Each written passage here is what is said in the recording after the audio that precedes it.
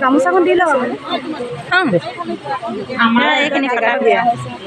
অংগনবাদী কৰ্মী তুলদা দেউৰী এখনি সুনাম গামোচাৰে আমাৰ দিবাকৰ সৈতে দেৱক আদৰিবলৈ যাতে অনুপুখুৰী গাঁও পঞ্চায়তৰ অন্তৰ্গত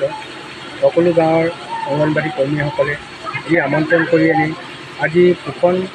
কেন্দ্ৰৰ যিটো সজাগতা সভাৰ উদ্দেশ্যে তেওঁলোকে আজি কৰিয়াজান খেলপথাৰত যিটো অনুষ্ঠিত কৰিছে সেই শুভ উদ্বোধন কৰিবলৈ এই অভাজনক আমন্ত্ৰণ কৰি আনিছে। গতিকে সকলোটি অংগনবাদী কৰ্মীসকললৈ মই ধন্যবাদ জ্ঞাপন কৰি মই আজি শুভ উদ্বোধন কৰিবলৈ আগবাঢ়ি আহিলোঁ।